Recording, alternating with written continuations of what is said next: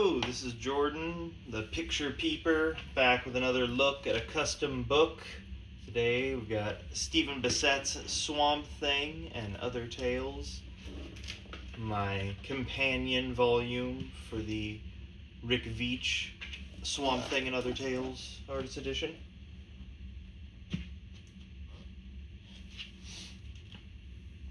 This was assembled from the usual places, heritage auctions, comic art fans, online resources for scans of original art.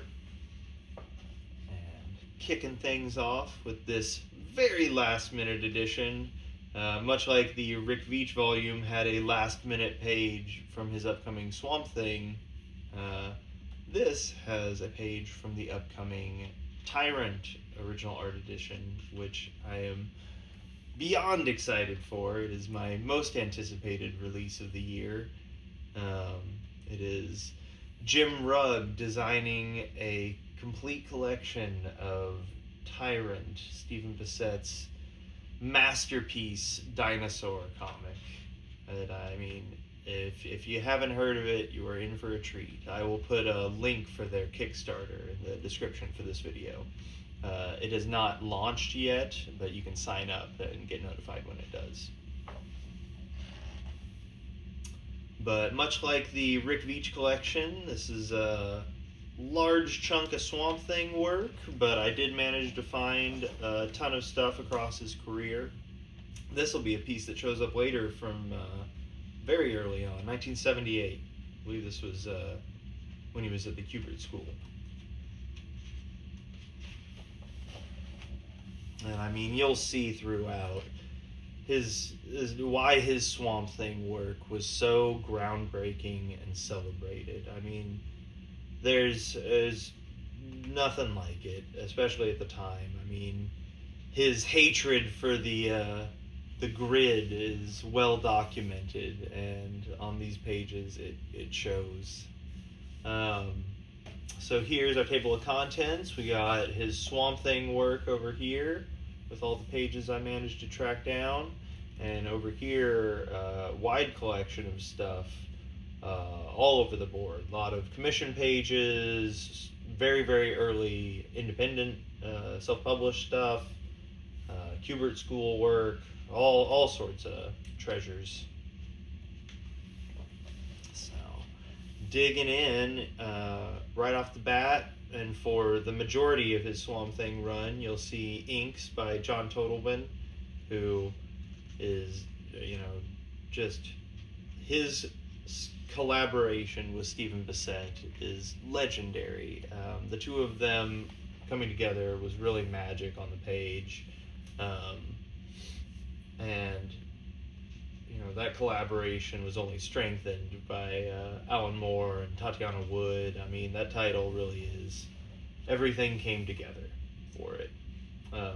But here you see inks by Tom Yates, who actually had preceded that team on the art duties for the title, which I think was kind of DC's deal at the time. They would have the previous art team kind of trail off doing covers. But here you see pencils and ink overlays and that whole cover coming together. Beautiful stuff.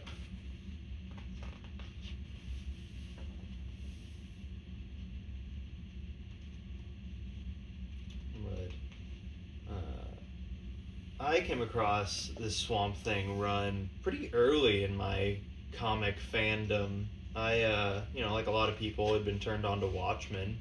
I was going through Barnes & Noble and came across these hardcovers of Swamp Thing with Alan Moore's name, big across them. And, I kind of chuckled to myself at the time, like, Swamp Thing? Really? But, off the strength of Watchmen, I picked up the first volume and brought it home, and I devoured it. The first issue that kind of wraps up what had been going on with the run previously really kind of threw me into the deep end. But from Anatomy Lesson on, I was hooked, and I couldn't believe the depths of this story that I was so willing to dismiss at first on title alone. This is a cool inclusion, though. This is a cover that him and John Totleben did for the Comics Journal, issue 93. But blown away. I immediately went back to the store and picked up the other hardcovers and read that whole run several times that year. Some of the first comics that really blew my mind and opened that whole world to me. And Stephen Bissette's artwork is a huge part of that. I mean, it was so unlike what I associated with comic books, and the context for it being these horror stories, these moral tales. I mean, it's just so unlike anything that I had been led to believe mainstream comics were. And honestly set me up to be disappointed by a lot of what other mainstream comics were. But fascinating work. Just beautiful. Every page. I mean, wow.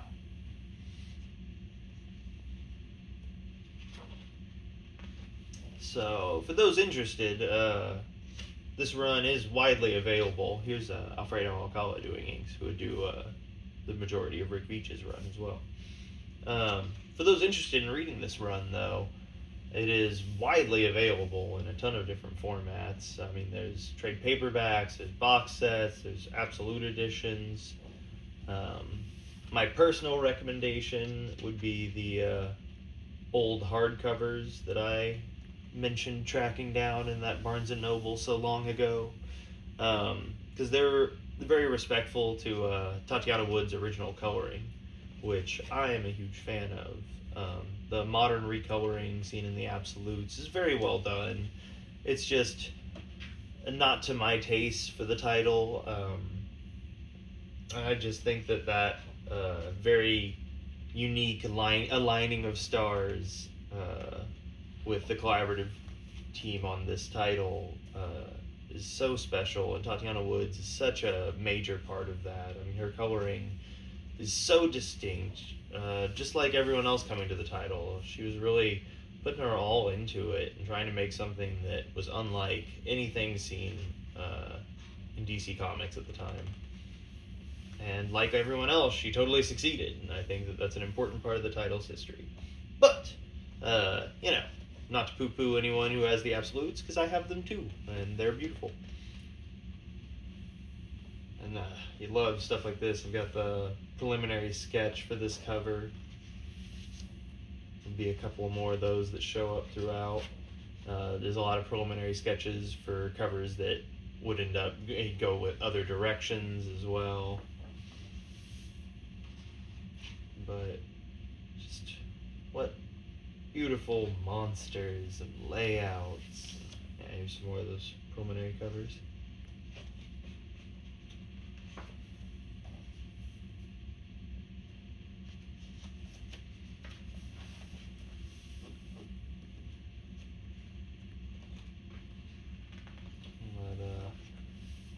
Cannot recommend this run highly enough for anyone who's not checked it out somehow. But it kind of surprises me that there hasn't been enough demand for a official artist edition of this material. But honestly, what we're getting with his Tyrant work is more than I would have ever dreamed of anyway. So we live in an age where we just have an embarrassment of riches and just keep asking for more, apparently. Really cool commission sketch. And that's, more the stuff that I love about custom binding, is I can throw in all kinds of stuff that likely would not in an official release for, rights reasons or innumerable things that get in the way. which does remind me, for those that ask, I do not make these books for other people. I do not own this material. I make these only for my private collection and share with you guys through these videos. But I do recommend supporting artists by buying their official releases and generating interest in making things like this. You get a nice side-by-side of a sketch versus final.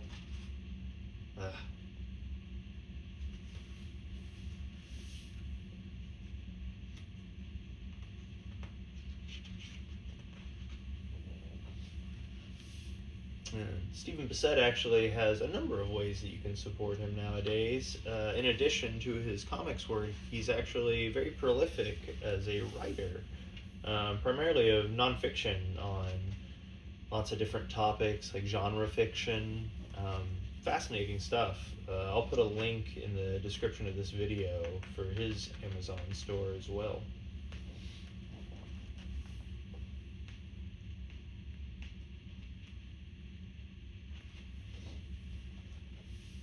One of my favorite issues of the run, one of my favorite covers of the run, hence why it ended up as the cover for this book. It's a fun little ElfQuest mashup.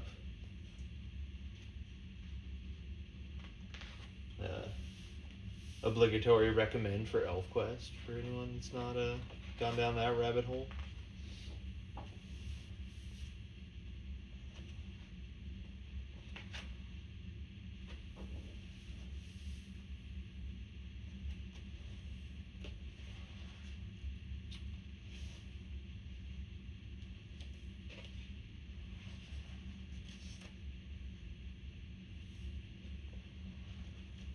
There we go, wrapping up the Swamp Thing material, and we get into all the other stuff I managed to dig up.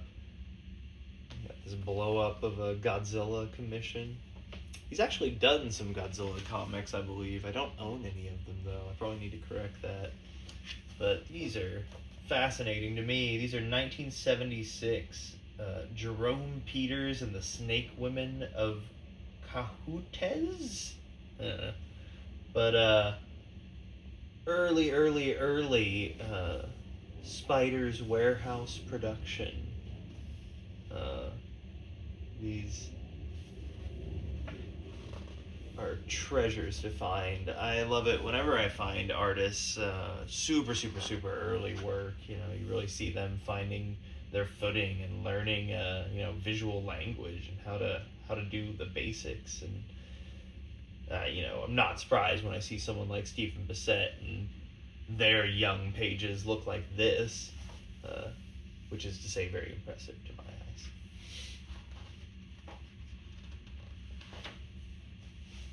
So yeah, I managed to dig up quite a few of these, which is just a treat.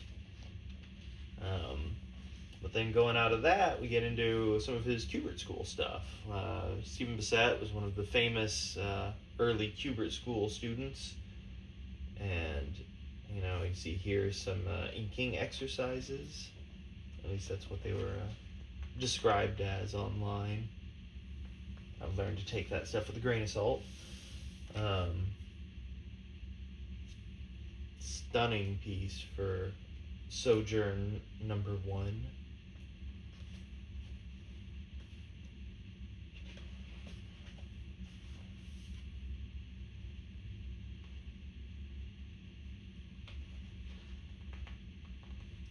All this early work, him cutting his teeth.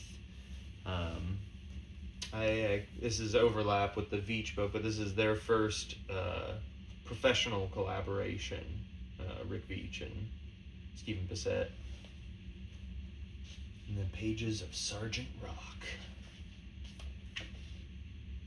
This is a complete one I managed to find. A little Sergeant Rock backup 3-pager.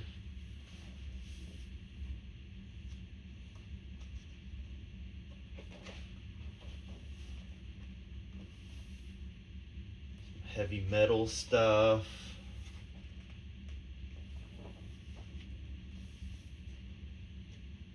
Sojourn 3 unpublished page. So there you go. Misattributed at the beginning.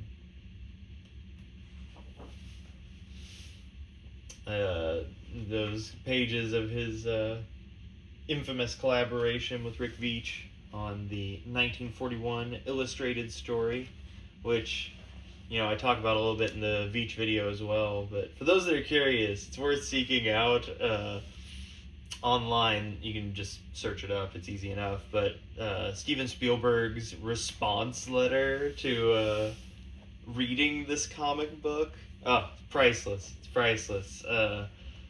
Clutching his pearls, he was aghast at what the boys had done, but he also had to celebrate their craft. He had to admire what they did, but he also thought it was insane and racist.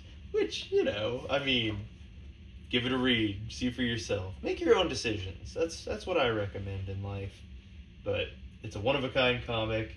It is never going to be reprinted, which, people say that, but likely not. But it is readily available on eBay for pretty cheap, and I think it's worth your time.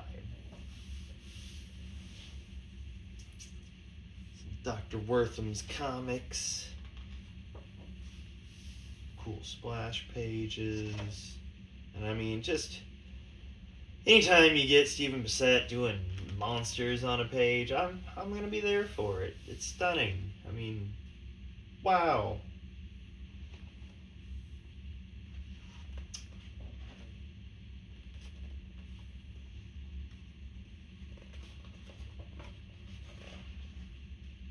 So that's a little title of Time Spirits. I throw in my weird commission pages. Why not? They're not going to be reprinted anywhere else. So we got his smutty Batgirl and Catwoman. You know how much he loves drawing superheroes, as I mentioned. And his take on the Man of Steel. Awesome. Dead Time Stories is a cool collection to seek out.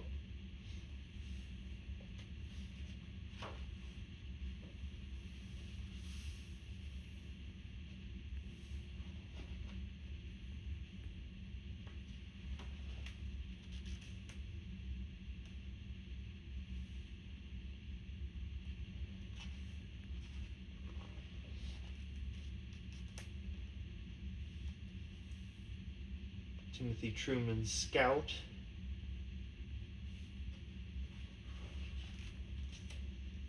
This is neat. This is a unpublished page from his adaptation of Night of the Living Dead that never saw print, which sucks because I do want a whole book of that, but oh well. Some aliens, some Batman. This is really cool. Add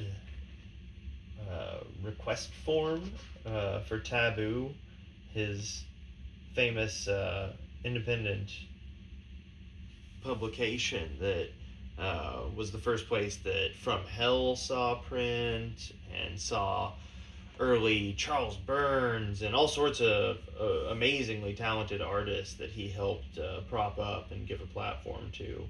And he let all of them retain the rights to that material, and they were all able to go off and do their own things with it if they wanted to. And just talk about a guy living by his beliefs. I have a lot of respect for Stephen Bissette, and in every interview I've ever seen with him, he just seems like the coolest, nicest guy. I never seen anyone say a bad thing about him other than Alan Moore after that one interview, apparently. And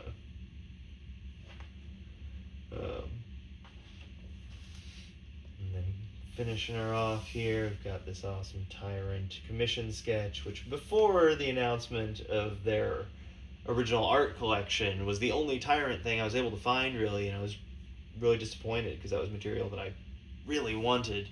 But as I finished up this book, they announced the official release. I was like, oh, well, that's probably why I couldn't find any pages. now if only something similar would happen with Brat Pack and that Rick Veitch book, because would love to find some of those pages, but no luck. Where's my official Brat Pack artist edition? But that is it for the Bissette book. I hope you guys liked taking a look at it. I think that this art is absolutely stunning, and people should drum up interest and get some of these books actually made, because I know there's more people out there that wants to see this original art. People just need to hear it. Anyway, till next time.